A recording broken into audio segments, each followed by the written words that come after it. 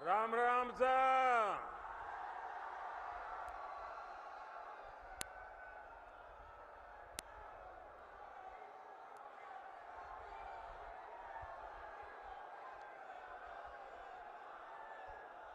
भारत माता की, भारत माता की। शक्ति स्वरूपा जीण माता जी, सालासर बालाजी महाराज, बाबा खाटू श्याम जी और वीर गोगाजी महाराज ने मारो बारंबार प्रणाम। राजस्थान पराक्रम और परिश्रम की धरती है। ये वीर माताओं की धरती है। ये वीर बेटों को जन्म देने वाली वीर वीरांगना माताओं की पवित्र भूमि है। और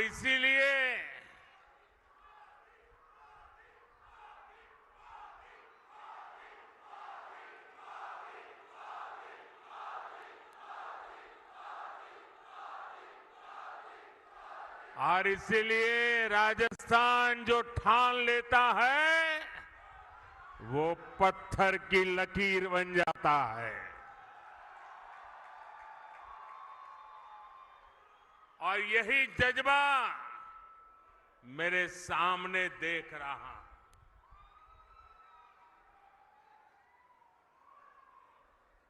गर्मी और धूप ने भी हिम्मत की परीक्षा लेना शुरू कर दिया है। लेकिन आज देखिए, परमात्मा की कृपा, मौसम जरा ठीक लग रहा है। और जब कुदरत साथ देती है ना, तो इशारा भी करती है कि हवा का रुख किस तरफ है।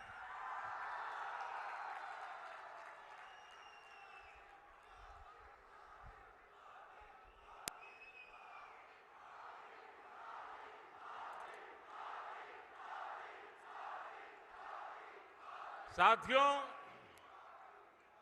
राजस्थान का किसान, मेरे राजस्थान का नौजवान और आप सब माताएं बहनें इतनी बड़ी संख्या में दूर दूर से हमें अपना आशीर्वाद देने आए हैं। और पूरा राजस्थान कह रहा है, फिर एक बार, फिर एक बार, फिर एक बार। और आज चूरू ने ये बता दिया है कि 4 जून, 4 जून, 4 जून। और जब मैं चूरू आया हूं तो दिल्ली से नरेंद्र देवेंद्र के लिए आशीर्वाद मांगने आया है। और जब नरेंद्र देवेंद्र के लिए आशीर्वाद मांगता है तो आप लोग छप्पर फाड़ करके दे देते हैं।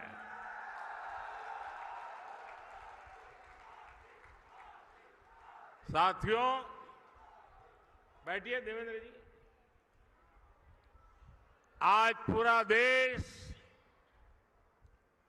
विकसित भारत होने के संकल्प पर काम कर रहा है। और इसमें राजस्थान की बहुत बड़ी भूमिका है। जब राजस्थान विकसित होगा तो भारत भी विकसित होगा। बीते 10 साल में मोदी ने देश में जो काम किए हैं, उन्होंने विकसित भारत की नींव तैयार कर दी है। आज पूरी दुनिया हैरान है कि भारत इतनी तेजी से कैसे विकास कर रहा है। दुनिया को पता नहीं है कि भारत की इस मिट्टी की बात ही कुछ और है। हम जो ठान लेते हैं वो पूरा करके दिखाते हैं। पिछले 10 साल में आपने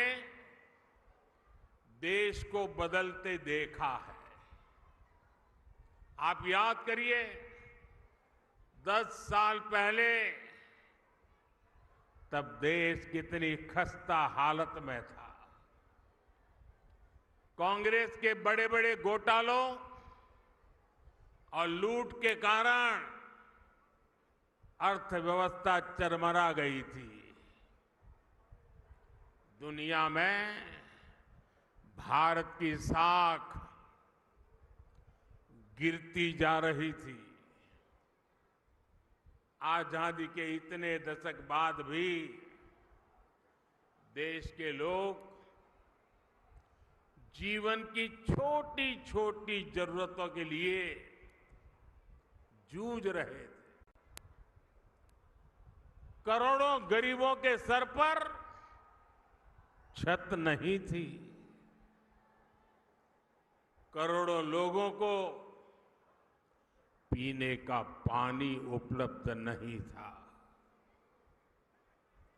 हमारे गांव अंधेरे में डूबे थे। वहां बिजली भी नहीं पहुंची थी और लाखों करोड़ की लूट से सरकारी खजाना खाली ही रहता था। आप लोगों ने भी सोचा होगा लिया, जब हालत इतनी खराब थे, इतने दशकों तक बुराइयां थी, तो इसका मन पर भी असर होता है। और आप सब देशवासियों ने मान लिया था कुछ बदल नहीं सकता, अब देश का कुछ हो ही नहीं सकता। हर कोई निराशा में डूबा हुआ था। इसी हताशा निराशा में 2014 में आपने गरीब के इस बेटे को अपनी सेवा का मौका दिया।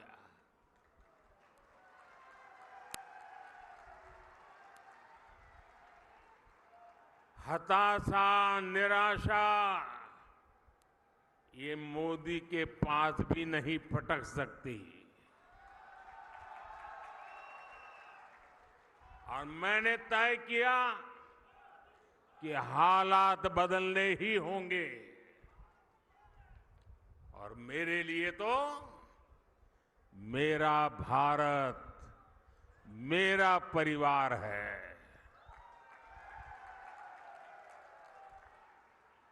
हमने ईमानदारी से काम किया। कोरोना जैसा इतना बड़ा संकट आया, दुनिया सोचने लगी थी कि भारत तो बर्बाद हो जाएगा, दुनिया को भी बर्बाद कर देगा। लेकिन इसी संकट में हम भारतीयों ने अपने देश को दुनिया की 5वीं सबसे बड़ी अर्थव्यवस्था बना दिया।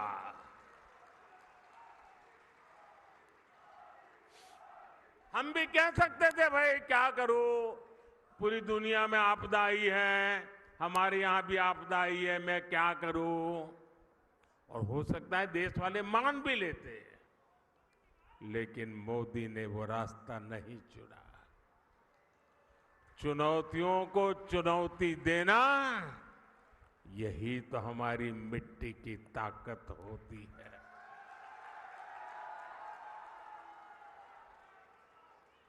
और हमारे राजस्थान में तो कहते हैं, अपनी करनी पार उतरनी। हमने परिश्रम किया और परिणाम ला करके दिखा दिया। 10 वर्षों में हमने करोड़ों गरीबों को प्रधानमंत्री आवास योजना के तहत पक्के आवास दिए, पक्के घर दिए, जिनकी 3-3, 4-4 पीढ़ी झुग्गी झोपड़ी में जिंदगी गुजारती थी, जो फुटपाथ पर जीने के लिए मजबूर थे, ऐसे करोड़ों लोगों को पक्के घर दिए। और मुझे खुशी इस बात की है कि हमने जो पक्के घर दिए ना, उसमें अधिकतर पक्के घर मेरी माताओं, बहनों, बेटियों के नाम पर है। वरना हम तो जानते हैं, हमारी समाज रचना ऐसी रही है कि घर होगा तो पुरुष के नाम पर, गाड़ी होगी पुरुष के नाम पर, खेत होगा पुरुष के नाम पर, दुकान होगी पुरुष के नाम पर, सब कुछ पुरुष के नाम पर। मोदी ने तय कर लिया कि सरकार जो घर देगी वो मेरी महिलाओं के नाम पर होगा। आप याद करिए, पहले जब घर बनाने के नाम पर योजनाएं आती थी, तब क्या होता था? गरीब को पता भी नहीं चलता था। उसके नाम का पैसा सरकार में बैठे लोग और उनकी पार्टी के लोग खा जाते थे। लेकिन अब पैसा सीधे गरीब के खाते में जा रहा है। अब गरीब को पक्का घर भी मिल रहा है, घर में जरूरत की सुविधाएं भी मिल रही है। साथियों, आज जब हम जल जीवन मिशन योजना लेकर घर घर में पानी का कनेक्शन भी देने का लगातार प्रयास कर रहे हैं। राजस्थान में करीब 50 लाख घरों में पीने का पानी पहुंचाने का कनेक्शन दिया जा चुका है। कांग्रेस सरकार हमारी इस योजना में भी भ्रष्टाचार करने का मौका नहीं छोड़ती थी। अब उन कमियों को भी दूर किया जा रहा है। वहां पीछे सुनाई नहीं देता क्या? सुनाई दे रहा है? अच्छा, ये तो आपका उत्साह है इसलिए।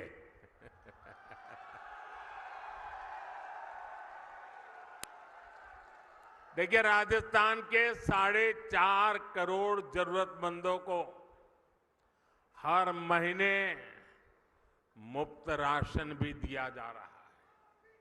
यानी जीवन के हर पड़ाव पर भाजपा सरकार गरीब के साथ खड़ी है। जो काम इतने दशक में नहीं हुए, वो हमने 10 साल में करके दिखाए। और इसलिए मैं कहता हूं, जब नीयत सही तो नतीजे सही। और साथियों, 10 साल में जो हुआ, लोग तो कहते हैं बहुत कुछ हुआ, पहले की सरकारों की तुलना में बहुत कुछ हुआ। आप भी कहते हैं, अरे मोदी जी तो रात दिन दौड़ते हैं, काम करते ही रहते हैं, सोते हैं कि नहीं सोते हैं, आप लोग बताते हैं, मुझे पता है। लेकिन काम कितना भी क्यों न हुआ हो, औरों की तुलना में अनेक गुना हुआ हो, लेकिन मोदी के मन की बात में आज चुरू में बता देता हूं। बता दूं। देखिए, जो अब तक हुआ है ना, वो तो ट्रेलर है, ट्रेलर।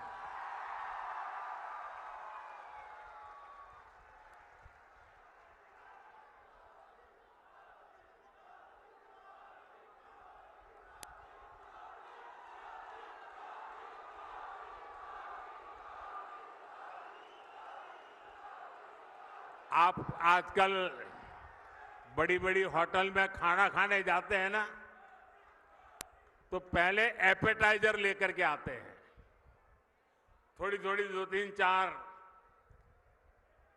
जरा बड़ी चटाकेदार चीजें परोसते हैं। तो कभी लगता है यार इतना आ गया, पेट तो भर गया, आप खाना क्या खाएंगे। ये जो मोदी ने किया है ना, वो तो एपेटाइजर है, एपेटाइजर। अभी तो पूरी खाने की थाली आधी बाकी है। बहुत कुछ करना है भाइयों, बहुत सारे सपने हैं। हमें देश को बहुत आगे लेके जाना है। साथियों, आज देश में मोदी की गारंटी की चर्चा हो रही है। मोदी की गारंटी कैसे पूरी होती है और कितनी रफ्तार से पूरी होती है, राजस्थान उसका बहुत बड़ा उदाहरण है। मैंने मेरी माताओं बहनों को गारंटी दी थी कि गरीबों का उज्ज्वला सिलेंडर सस्ता किया जाएगा। ये गारंटी पूरी हो गई है। मैंने युवाओं को गारंटी दी थी कि बीजेपी सरकार बनते ही कांग्रेस के पेपर लीक इंडस्ट्री के खिलाफ जांच बिठाई जाएगी। ये गारंटी भी पूरी हो गई है।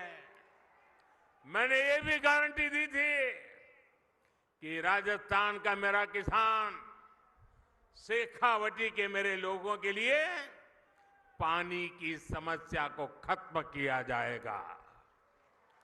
जिस ईआरसीपी प्रोजेक्ट को कांग्रेस ने लटका कर रखा था, हमने उसे न केवल स्वीकृत किया बल्कि तेजी से काम भी जारी है।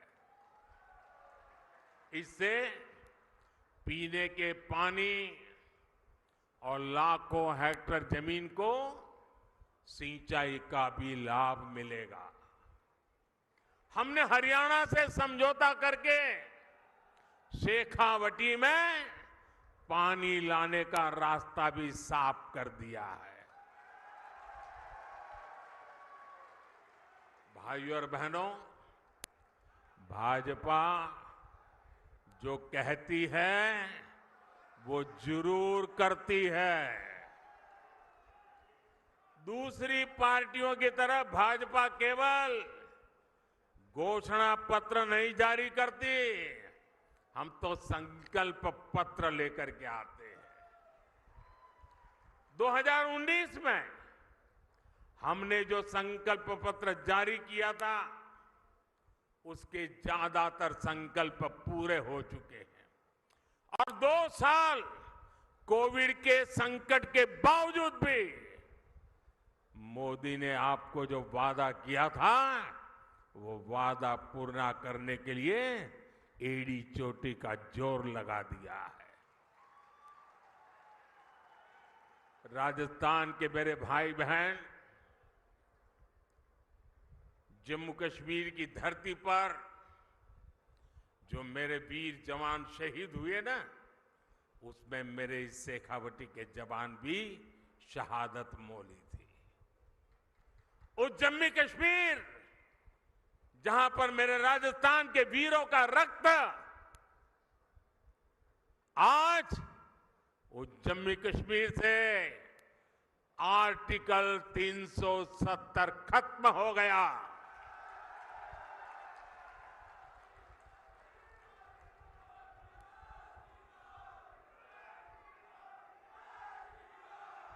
तीन तलाक पर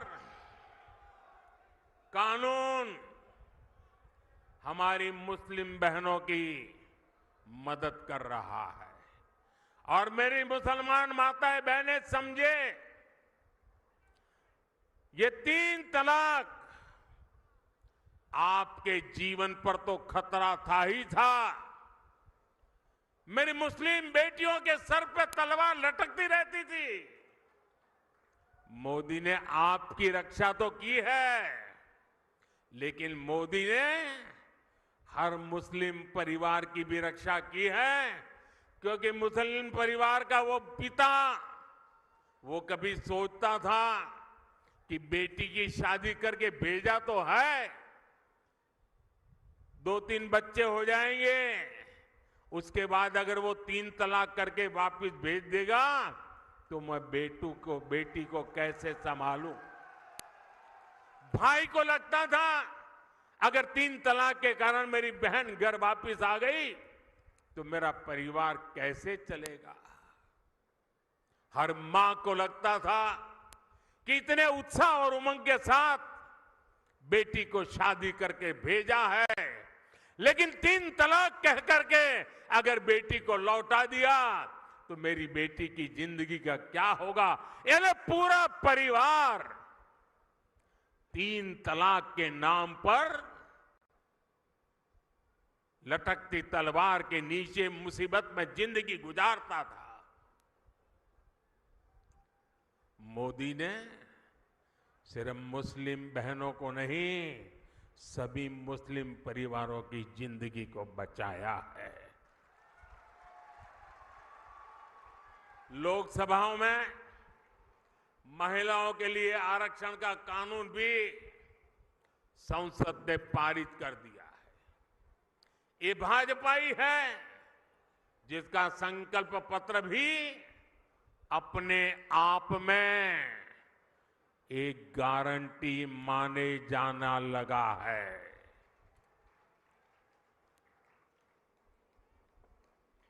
साथियों, आज जब मैं चुरू आया हूं तो कुछ पुरानी यादें भी ताजा हो रही है। इससे पहले मैं जब 26 फरवरी 2019 में चुरू आया था तो उसी समय देश ने बालाकोट में एयर स्ट्राइक की थी।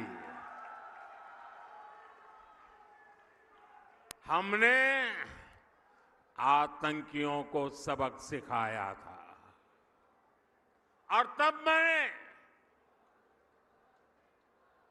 जो शब्द कहे थे,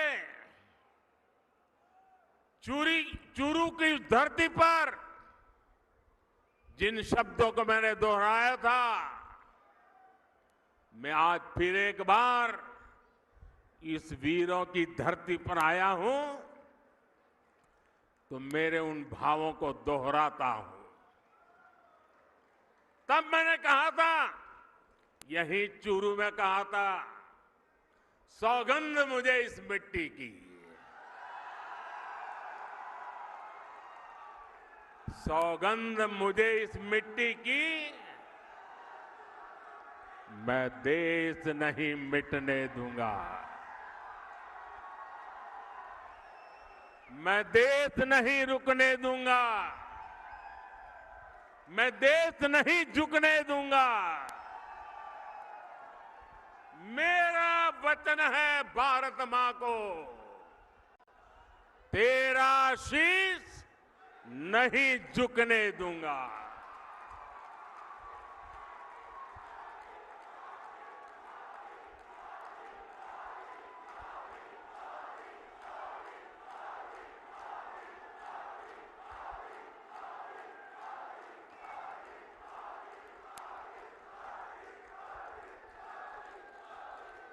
लेकिन साथियों, आपको याद होगा हमारी सेना ने जब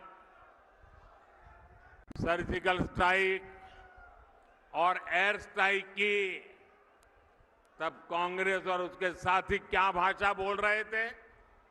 इसी गठबंधन गठबंधन के लोग हमारी सेना से शौर्य के सबूत मांग रहे थे।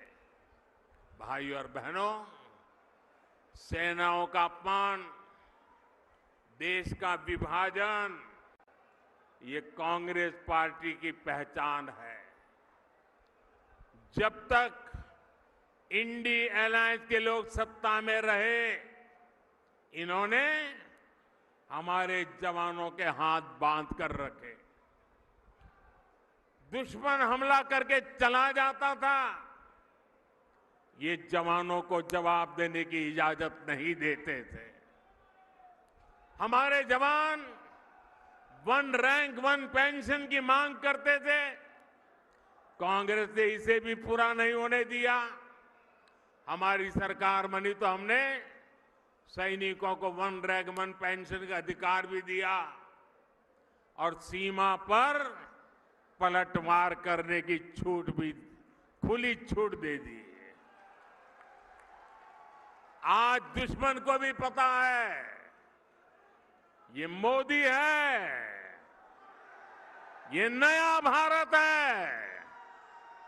ये नया भारत घर में घुसकर मारता है।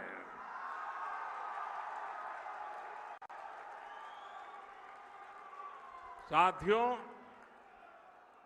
देश हित से भी ज्यादा कांग्रेस ने हमेशा तुष्टीकरण को प्राथमिकता दी है।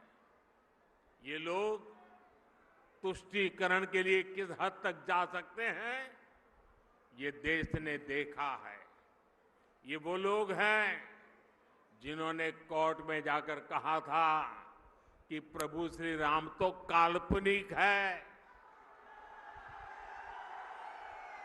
अभी कुछ महीने पहले ही अयोध्या में भव्य राम मंदिर का सपना पूरा हुआ।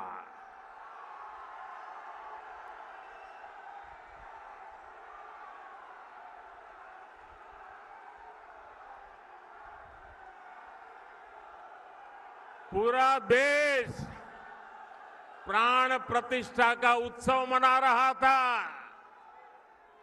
लेकिन कांग्रेस पार्टी खुलेआम हमारी आस्था का अपमान कर रही थी।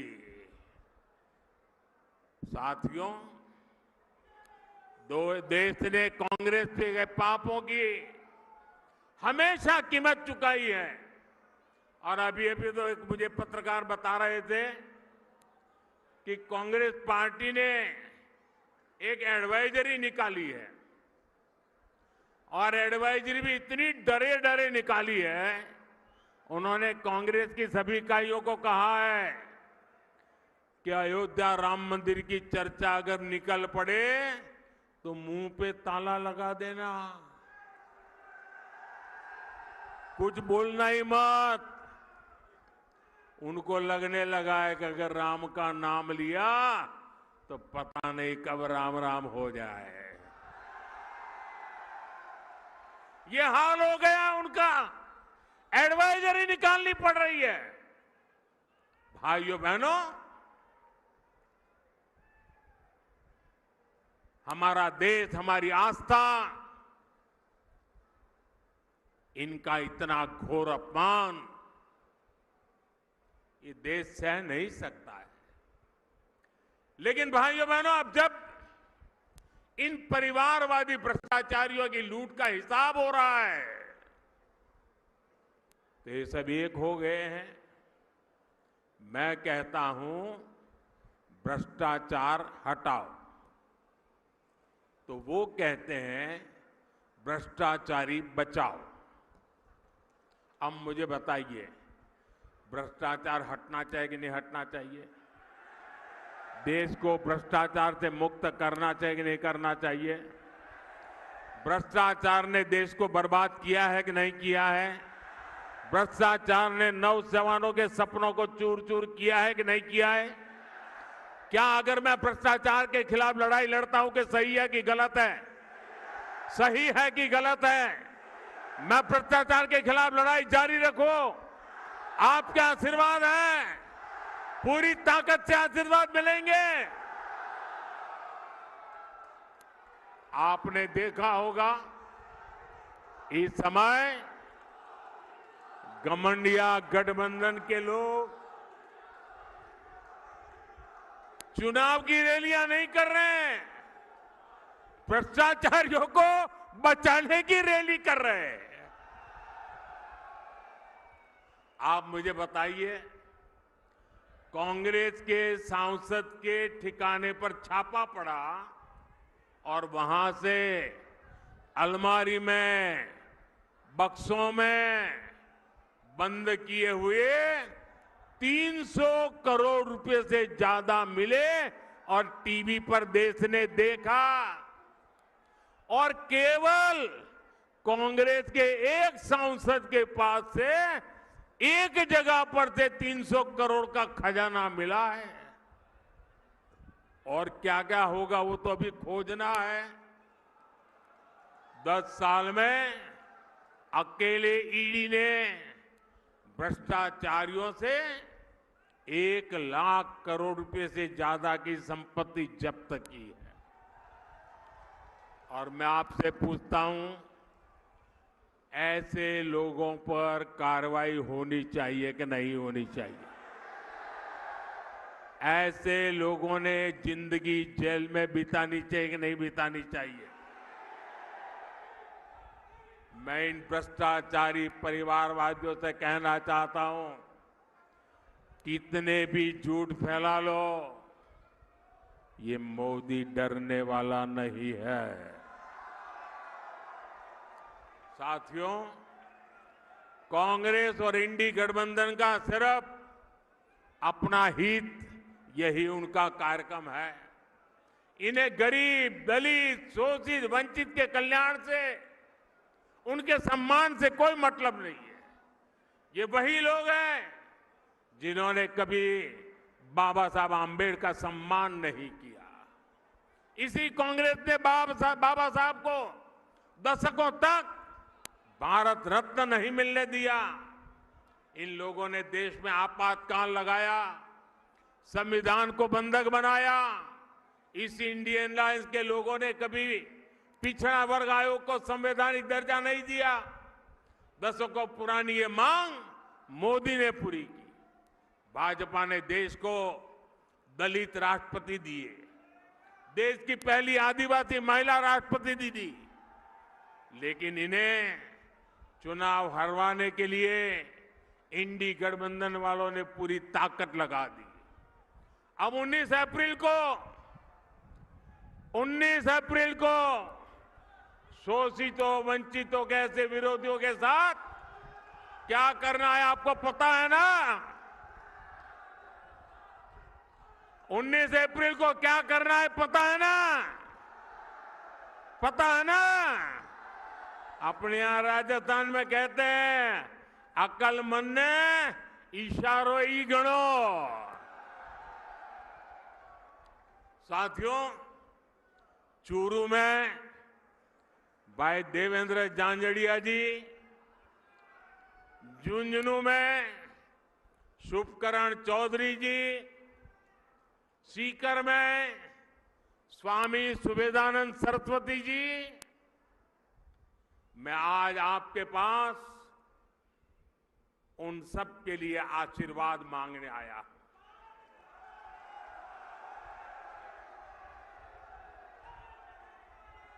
और आप में से बहुत कम लोगों को पता होगा, मैं आज बता देना चाहता हूं,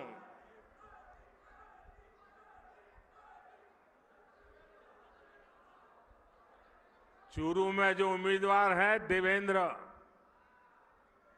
और दिल्ली में है नरेंद्र। आप में से बहुत कम लोगों को पता होगा, देवेंद्र के साथ मेरा बहुत पुराना निकट नाता रहा है।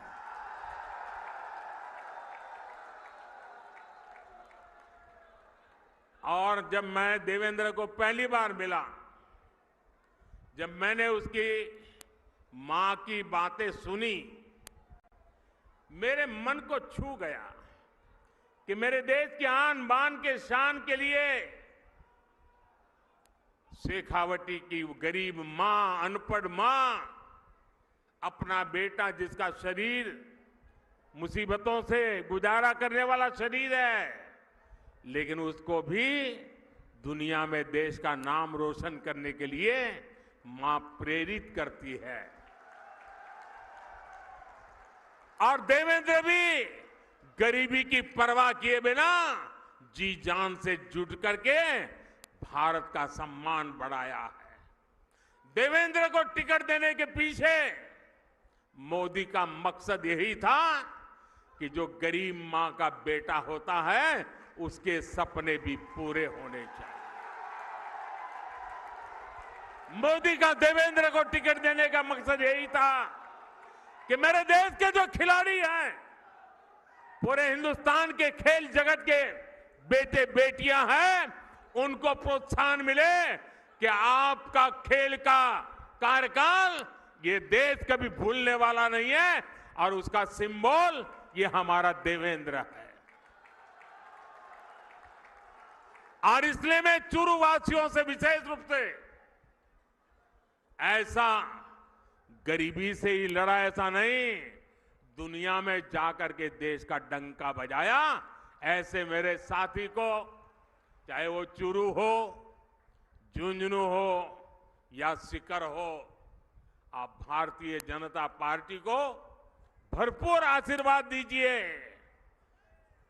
और मैं आपको विश्वास दिलाता हूं,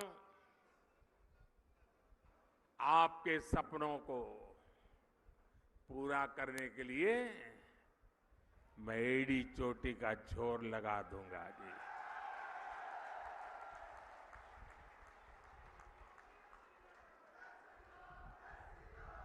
गर्मी कितनी क्यों न हो, मतदान पूरा होगा कि गर्मी के कारण मतदान कम होगा, ऐसा नहीं होगा ना।